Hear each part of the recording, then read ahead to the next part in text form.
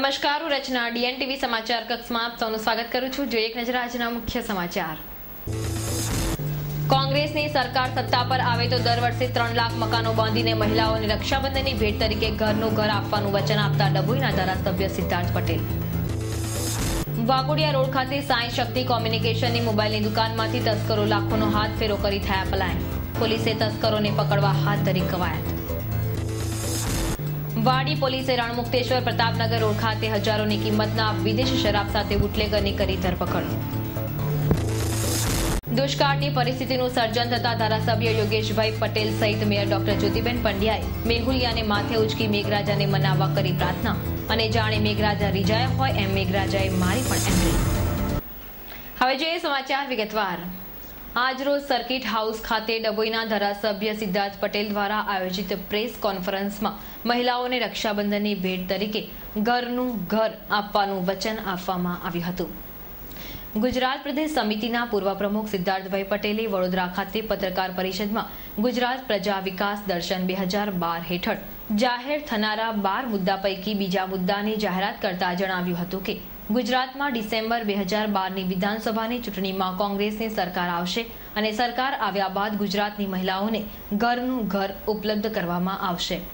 કોંગ્રેસ પક્ષના શ્રી પટેલે રાજ્યના સામાન્ય અને મધ્યમ વર્ગના નાગરિકો માટે કોંગ્રેસ પક્ષનો નિર્ધાર જાહેર કરતા જણાવ્યું હતું કે કોંગ્રેસ પક્ષે રાજ્યની 8 મહાનગરપાલિકા અને 159 નગરપાલિકાઓમાં માત્ર ગૃહિણીના નામે ઘરનું ઘર આપવાનો નિર્ધાર કર્યો છે। જેના વિશે વધુ માહિતી આપતા સિદ્ધાર્થ પટેલે જણાવ્યું હતું કે આજે કોંગ્રેસ પક્ષ દ્વારા આ વિકાસના વિઝનનો બીજો મુદ્દો એ ગુજરાતના લોકો સમક્ષ રજૂ કરવામાં આવ્યો છે। આ મુદ્દા અંતર્ગત 8 મહાનગરપાલિકાઓ અને 159 નગરપાલિકાઓમાં વસતા એવા કુટુંબો કે જેની પાસે પોતાનું ઘર નથી અથવા તો પોતાનું ઘર વસાવવાની ક્ષમતા નથી એવા તમામ કુટુંબોને ઘર આપવા માટેનું એક વચન લઈ અને કોંગ્રેસ પક્ષ પ્રજા સમક્ષ આવ્યો છે। 3 પ્રકારના ઘર બનશે। એ કેટેગરીનું મકાન એ 278 ચોરસ ફૂટનું રહેશે। બી કેટેગરીનું મકાન 543 ચોરસ ફૂટનું રહેશે। સી કેટેગરીનું મકાન 857 ચોરસ ફૂટનું રહેશે। આમ ઓછી આવકવાળા, મધ્યમ આવકવાળા અને સામાન્ય વર્ગ એમ તમામ વર્ગોને આ યોજનામાં સાંકળી લેવાનો કોંગ્રેસ પક્ષનો પ્રયત્ન છે। આ યોજના હેઠળ પ્રતિ વર્ષ 3 લાખ મકાનો બનાવવામાં આવશે અને આ 3 લાખ મકાનો સંપૂર્ણ પારદર્શકતાથી લોટ પાડી અને ગુજરાતની ગૃહિણીઓને આપવામાં આવશે। હું માનું છું કે રક્ષાબંધન નિમિત્તે ગુજરાતની તમામ બહેનોને કોંગ્રેસ પક્ષની આ એક ભેટ છે। ગુરુવારે રક્ષાબંધન નિમિત્તે શહેરના બજારોમાં રાખડીઓની છેલ્લી ઘડીની ખરીદી નીકળતા ભારે ભીડ જોવા મળી હતી। ગુરુવારે ભાઈ બહેનની બારાખડી એટલે કે રાખીનો તહેવાર, જેને આપણે સૌ રક્ષાબંધન તરીકે ઉજવીએ છીએ। રક્ષાબંધનની ઉજવણીના ભાગરૂપે છેલ્લા સમયથી ખરીદી નીકળતા શહેરના બજારોમાં ભારે ભીડ જોવા મળી હતી।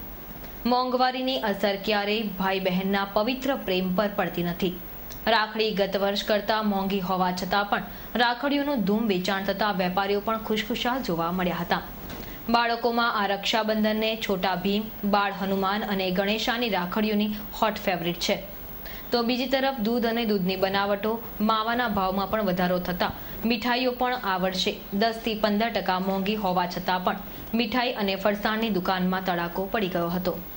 વાઘોડિયા રોડ ખાતે આવેલી સાંઈ શક્તિ કોમ્યુનિકેશન નામની મોબાઈલની બંધ દુકાનને નિશાન બનાવીને તસ્કરોએ લાખોના મુદ્દામાલનો હાથ ફેરો કરી પલાયન થઈ જતા પોલીસ બેડામાં દોડધામ મચવા પામી હતી। શહેરના વાઘોડિયા રોડ બાપો જકાતનાકા પાસે ઇન્દ્રપુરી કોમ્પ્લેક્સમાં સાંઈ શક્તિ કોમ્યુનિકેશન નામની મોબાઈલ દુકાન આવેલી છે। ગત રાત્રે બંધ દુકાનના શટરના તાળા તોડીને તસ્કરો દુકાનમાં પ્રવેશ્યા હતા અને 22,000 રોકડા તેમજ 45 થી 50 નંગ પેટી પેક મોબાઈલની ચોરી કરી પલાયન થઈ ગયા હતા। પોલીસના ઉચ્ચ અધિકારીઓનો કાફલો ઘટના સ્થળે પહોંચી ગયો હતો તેમજ અજાણ્યા તસ્કરોને ઝડપી પાડવાની તજવીજ હાથ ધરી છે। વડોદરાના નાગરિકોના જીવ બચાવવા માટે શહીદ થયેલા અગ્નિશામકના જવાનોને પવન ગ્રુપ દ્વારા સહાય આપવામાં આવી હતી। વડોદરાના નાગરિકોના જીવ બચાવતા શહીદને વહોરનારા વડોદરા ફાયર બ્રિગેડના 5 જવાનોના પરિવારજનોને પવન ગ્રુપ દ્વારા 50,000ના ચેક આપીને તેમને સહાય આપવામાં આવી હતી, તેમજ અગ્નિશામકના જવાનોને શ્રદ્ધાંજલિ આપવામાં આવી હતી. વાડી પોલીસે પ્રતાપનગર રોડ ખાતે લાખોની કિંમતના વિદેશી શરાબ સાથે એક બુટલેગરની ધરપકડ કરી છે.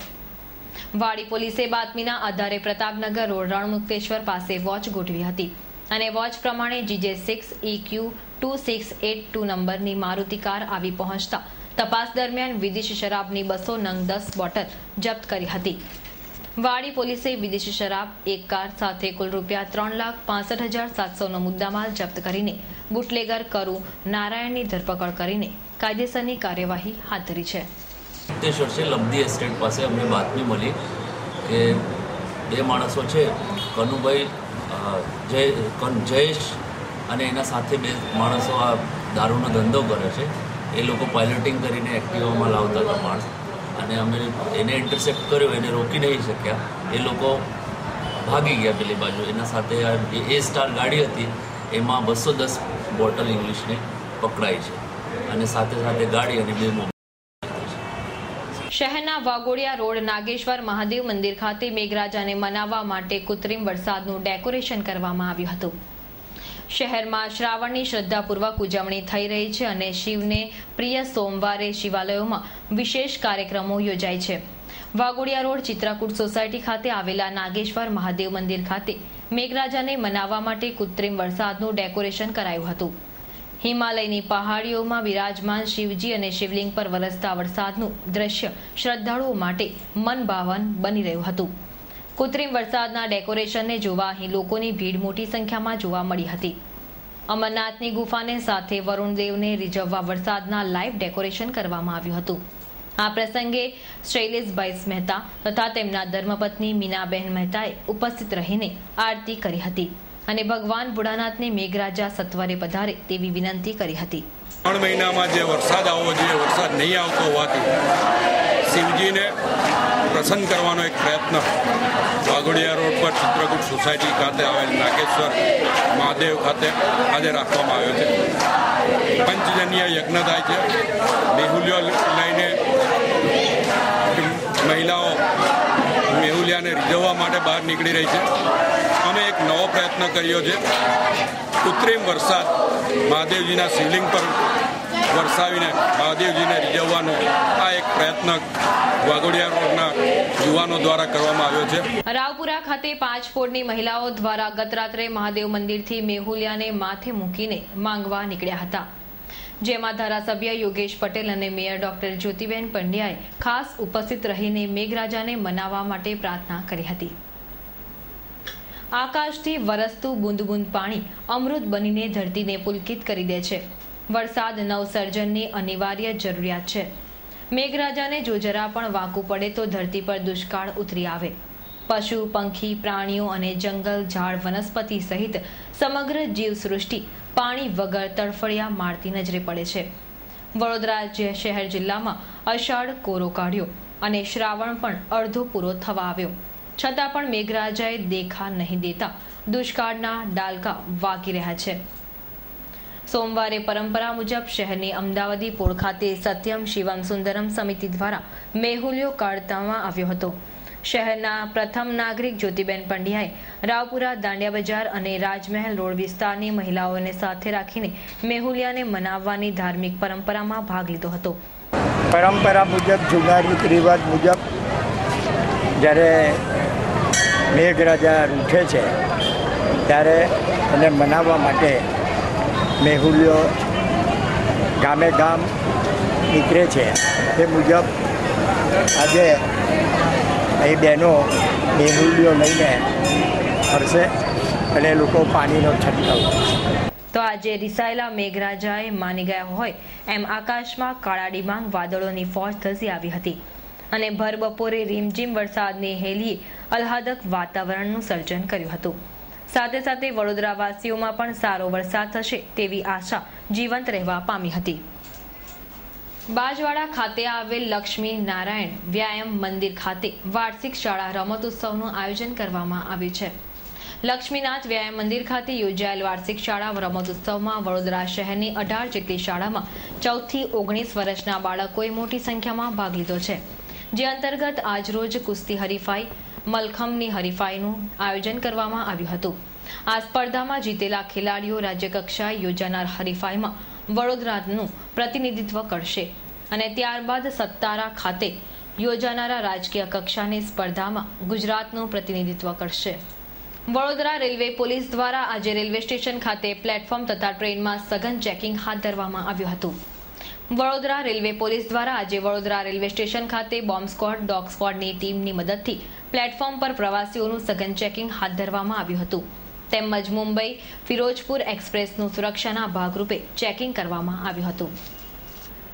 આ હતા ત્યાર સુધીના સમાચાર. તાજા સમાચાર માટે આવતીકાલે આ સમય ફરી મુલાકાત થશે. ત્યાં સુધી DN TVની સમગ્ર ટીમને રજા આપશો. નમસ્કાર.